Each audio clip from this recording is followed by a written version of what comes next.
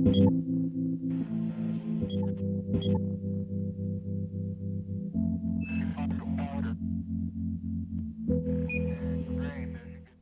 आपको प्रोग्राम में खुश आमदीद कहता हूँ। दोबारा से वहीं से सिलसिला शुरू करते हैं कि सवाल पूछा था कि फार्मासिस्ट का क्या रोल है, क्यों है, किस लिए, बताना चाहेंगे आप कि क्या रोल है फार्मासिस्ट का? जी डॉक्टर साहब, बिल्कुल फार्मासिस्ट एक बहुत ही मौसर और मुफीद किरदार अदा कर सकता है डेंटिस्ट्री में, जैसा कि वो मेडिसिन में इस वक्त कर रहा है।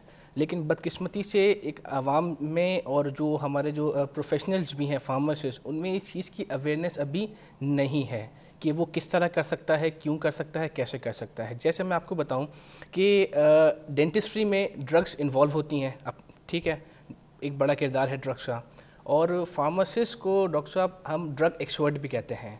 तो जहाँ जहाँ ड्रग्स इन्वॉल्व हैं, फार्मासिस्ट का किरदार वहाँ ऑटोमेटिकली आ जाता है। अब देखा ये गया है कि जितने भी हमारे डेंटिस्ट हैं, बाज़ औक़ात वो लोगों की रश की वजह से इतना प्रॉपर टाइम इंडिविजुअल पेशेंट को नहीं दे पाते हैं, जिसकी वजह से मरीज़ की समझ दवाइयों के हवाले से थोड़ी कम रह जाती है। तो यहाँ पे आता है क्लिनिकल फार्मासिस्ट का रोल कि किस तरह के मरीज़ गया पेशेंट के पास, मरीज़ गया डॉक्टर के पास, वहाँ पे उसने लिखा प्रिस्क्रिप्शन, ठीक है। अच्छा, प्रिस्क्रिप्शन लेकर वो आया फार्मासिस्ट के पास। अब फार्मासिस्ट उसको बताएगा कि ये दवाई डेंटिस्ट ने क्यों लिखी है, किस वजह से लिखी है, ये उसको कितनी दफ़ा लेनी है, दिन में कितनी मिकदार में लेनी है, उसके क्या फ़ायदे हैं और क्या नुकसान हैं। बेसिकली एक लफ्ज़ हम इस्तेमाल करते हैं कि पेशेंट एजुकेशन, यानी कि वो मरीज़ को उसके मर्ज़ के बारे में और दवाई के बारे में आगाही देगा। इससे फ़ायदा डॉक्टर साहब ये होता है कि वो जो एक छोटी सी टैबलेट है उससे वो मैक्सिमम फ़ायदा हासिल कर सकता है। अगर वो अपनी मर्ज़ी से लेगा तो शायद उसको वो फ़वाइद हासिल ना हो सके। मैं आपको एग्जांपल दूंगा कि अगर कोई मरीज़ जाता है डेंटिस्ट के पास, डेंटिस्ट उसको बोलता है कि भाई आपकी कैविटी है, इसमें फिलिंग होगी, लेकिन डेंटिस्ट फ़ौरन फिलिंग नहीं करता। वो कहता है मरीज़ को कि पहले आप 4-5 दिन ये टैबलेट है, ये एंटीबायोटिक है, ये पेन किलर है, ये लेकर आइए, ठीक है, फिर आपकी मैं फिलिंग करूँगा। फिलिंग के बाद फिर आप 3-4 दिन ये एंटीबायोटिक लेंगे और पेन किलर लेंगे, ठीक है। अब वजह क्या होती है कि अगर वो विदाउट एंटीबायोटिक अगर वो वहाँ पे फिलिंग कर देगा तो चांसेस होते हैं कि पेशेंट को हो सकता है किसी किस्म के इन्फेक्शन हो जाए। अब मरीज़ आ गया फार्मासिस्ट के पास, वहाँ पे उसने दवाई ली, फार्मासिस्ट ने उसको गाइड किया, ठीक है, तो ये सिलसिला तो सही हो गया। अगर वो मरीज़ फार्मासिस्ट से बात नहीं करेगा, खुद ही अपनी मर्ज़ी से दवाई ले लेगा और फिर उसकी, देखिए मैं आपसे एग्री इसलिए नहीं करता हूँ कि फार्मासिस्ट का रोल मुझे नज़र नहीं आता अभी तक कि किस तरीके से फार्मासिस्ट काम किरदार है, क्योंकि ज़्यादातर अस्पतालों में फार्मेसी का कोई किरदार मुझे नज़र नहीं आता, ख़ास तौर से डेंटिस्ट की दवाओं में। और क्या कहना चाहेंगे आप इस सिलसिले में? देखिए डॉक्टर साहब, ये एक मैंने आपको बताया कि ये एक अलमिया है कि जो नॉलेज है प्रोफेशनल को, इवन जो इस वक्त जो फार्मासिस्ट जो काम कर रहे हैं हॉस्पिटल में, उनकी जो नॉलेज है डेंटिस्ट्री के हवाले से थोड़ी सी कम है। आ रहा हूँ मैं। तो यहाँ पे ज़रूरत इस बात की है कि जो प्रोफेशनल्स हैं वो अपने किरदार को समझें और इस फील्ड में आए। नहीं, लेकिन वो कब कैसे आएंगे, किस तरह आएंगे, उनकी नॉलेज क्या है? और डॉक्टर साहब मैं चाहूँगा कि आप थोड़ा सा इसमें बताइए कि क्या आप समझते हैं कि फार्मेसी का रोल है, इस तरह कर रहा है वो?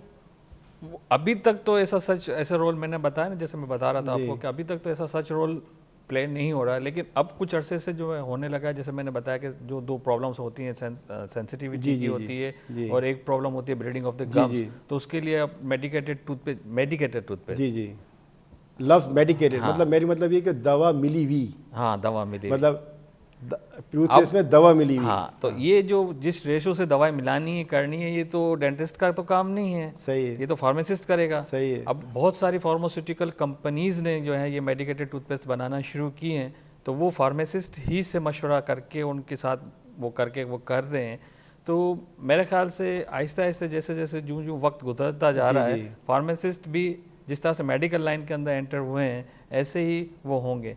बहुत सारी मेडिसिन ऐसी होती हैं जो हमें 2 मेडिसिन की कॉम्बिनेशंस करके करना पड़ता है, यूज़ करनी पड़ती हैं, तो वो फार्मासिस्ट ही ये ऐसे ऑइंटमेंट्स हैं जिनको आप कहते हैं लगा कैनालॉग और बेस है। हाँ, मतलब ये दवा मैंने नाम इसलिए लिया, पहले जो बहुत यूज़ करते हैं। पहले ये होता था कि अल्सर्स के वगैरह के लिए सिंपल ग्लिसरीन इस्तेमाल करते थे, अब बहुत सारी चीज़ें हैं, तो अब उनका जो मिक्सिंग, बोरोग्लिसरीन भी यूज़ होती है। हाँ, तो वो चीज़ें इस्तेमाल करने के लिए उनकी मिक्सिंग, ये वो सारा फार्मूलेज वगैरह जो है वो फार्माकोलॉजी से ही आते हैं। और फार्मासिस्ट करते हैं इस बात से? जी डॉक्टर साहब बिल्कुल बजा फरमा रहे हैं, लेकिन ये डॉक्टर साहब हम टर्म इस्तेमाल करते हैं कंपाउंडिंग या मैन्युफैक्चरिंग फार्मासिस्ट। जिसका काम इंडस्ट्री में होता है और वो दवा बना रहे हैं।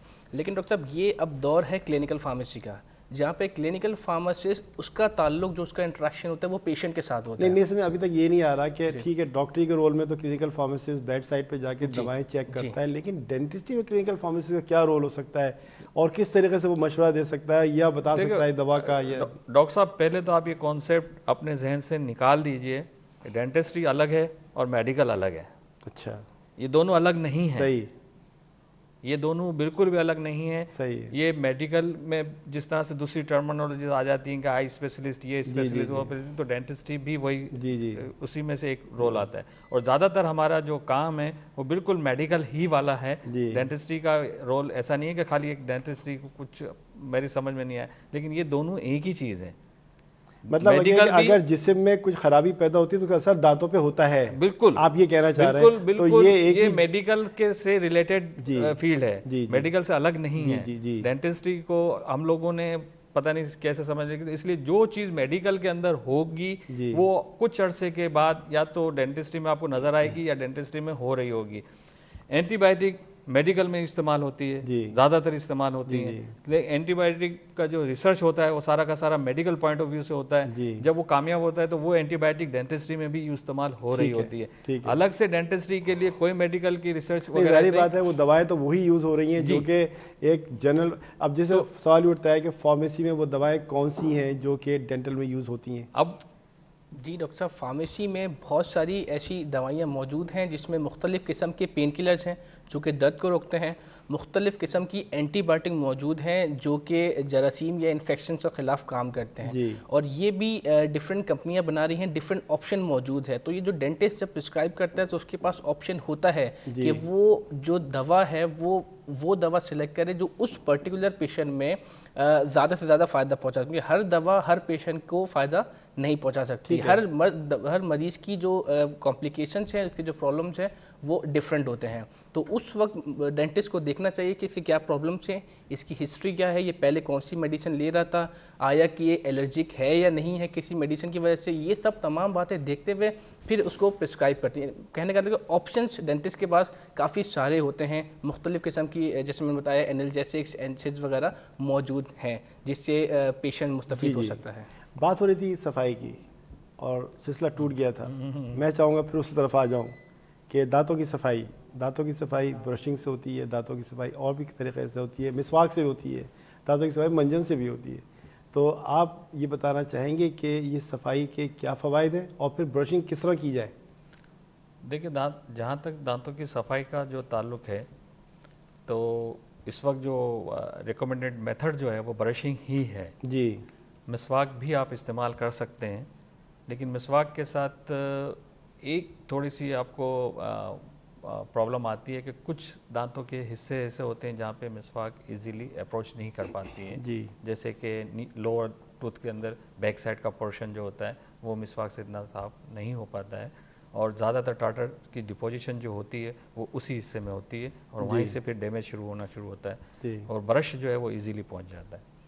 अब ये कि सिलेक्शन ऑफ ब्रश है, आप ब्रश कैसा सेलेक्ट करते हैं। हाँ। आजकल मैं चाहूँगा कि लोगों को आप ये बताएं कि कौन सा ब्रश लिया जाए। आजकल जो है वो कमर्शलाइज्ड बहुत हो गए हैं, मुख्तलिफ किस्म के ब्रश आ रहे हैं। वो कह रहे हैं कि कोई यूँ मुड़ के चला जाता है ना कोई ये करके आप सिंपल ब्रश इस्तेमाल कीजिए, ज़्यादातर सॉफ्ट ब्रश इस्तेमाल कीजिए। और ब्रशिंग का जो मेथड ये कि आपको हार्डली जो है 2 मिनट्स बहुत ज़्यादा होते हैं, बस आपको 2 मिनट्स के अंदर आपके सारे दांतों में ब्रश हो जाना चाहिए। आपको इस तरीके से करना है, आपको स्ट्रोक्स लगाने हैं, दांत जिस तरह ऊपर से नीचे आ रहे हैं आपको इसी तरह से रोटेट करना है, आपको इस तरह से रगड़ के नहीं साफ़ करना है। अगर आप इस तरह से रगड़ के साफ़ करते हैं तो आपके मसूड़े डैमेज होते हैं, सफाई उल्टा नुकसान पहुँचाती है। तो आपको ब्रश का मेथड प्रॉपर वे में आना चाहिए, नीचे से ऊपर दांत दाने तो इस तरह से करना चाहिए, बैक साइड पे करना चाहिए। दांतों की कुछ सरफेसेस जो होती हैं इंटरडेंटल स्पेसेस जिसको हम कहते हैं वो ब्रश से साफ़ नहीं हो पाती हैं, तो उसके लिए डेंटल फ्लॉस का इस्तेमाल करना ज़रूरी है। डेंटल फ्लॉस का इस्तेमाल आप अगर चाहें तो रात के वक्त सोने से पहले या तो ब्रश करने से पहले कर लें या ब्रश करने के बाद कर लें, और कभी कभार माउथ वॉश वगैरह भी इस्तेमाल करें, तो इससे आपके दांत साफ़ रहेंगे, डिजीज़ कम होंगी। रात को सोते वक्त ब्रश करने के बाद या माउथ वॉश इस्तेमाल करने के बाद आप फिर कोई खाने पीने की चीज़ इस्तेमाल नहीं कर जी। सकते सिवाय पानी के। जी सिवाय पानी के आप और कोई नहीं। अक्सर हम ये करते हैं, बच्चों के साथ हमारे साथ प्रॉब्लम ये होती है कि वो फीडर ले रहे होते हैं, हमने फीडर दिया, बच्चों को सुला दिया, वो उसको फिर जो दूध है उस पर कार्बोहाइड्रेट्स वगैरह वो नुकसान पहुंचाना शुरू करते हैं और कैविटीज़ की उसमें इब्तदा शुरू होती है। देखा ही तो जाता है इसका कि थोड़ा गोलियों को चबा के खाना हम्म। क्या दांतों पर असर होता है? कभी ये आम देखा गया है कि गोली, कोई भी हम मीठी गोली खा रहे हैं या ड्रॉप्स खा रहे हैं तो वो चबा के खा रहे देखिए होते कभी कभार अगर खाते हैं तो इतना कोई नुकसान नहीं आता है। वो मैं पहले भी मैंने आपसे कहा था, कोई चीज़ अगर आप रेगुलर इस्तेमाल कर रहे हैं तो वो आपके दांतों को नुकसान पहुंचाएगी, हैं। डेफिनेटली नुकसान पहुंचाएगी। आप कोई भी चीज़ अगर आप रेगुलर इस्तेमाल कर रहे हैं, स्टडीज़ बहुत सारी हैं इसके बारे में कि कोई चीज़ एक रेगुलर इस्तेमाल कीजिए काफ़ी अर्से तक। जी तो गोलियों को चबाना जो है वो असल में क्या होता है कि टीन एजेस जो है ना वो ज़्यादा कर रहे होते हैं ये हरकत। वो सिरप से टैबलेट्स पे जब जा रहे होते हैं तो वो टैबलेट्स ले नहीं सकते हैं, तो वो टैबलेट चबा के ले लेते हैं, वो इसके बाद फिर आहिस्ते आहिस्ते वो यूज टू हो जाते हैं, वो टैबलेट्स लेते हैं। तो वो टैबलेट्स मेडिसिन की मैं बात कर रहा हूँ कि मेडिसिन की जो टैबलेट्स इस्तेमाल की जाती हैं, अगर वो चबा के लेता है, कभी कभार ज़ाहिर मेडिसिन टैबलेट्स जो हैं वो कभी कभार ही इस्तेमाल की जाती हैं, तो उसका कोई हर्ज इतना ज़्यादा नुकसान नहीं पहुँचता है। लेकिन जो दूसरी गोलियाँ होती हैं, जो टॉफ़ी जिसको हम कहते हैं, जो चॉकलेट जिसको हम कहते हैं, उसके चबाने में काफ़ी नुकसान होते हैं। जी नाज़रीन, एक छोटा सा ब्रेक लेते हैं और बहुत से सवालात मेरे जहन में भी उठ रहे हैं कि ठंडा गरम क्या दांतों पे असर करता है? चाय पी ली, गरम है, ठंडा पानी पी लिया फ़ौरन ठंडा होता है, तो क्या इस पर असर है कुछ? मैं एक छोटा सा ब्रेक लेता हूँ, फिर वापस होते हैं, हमारे साथ रहिएगा।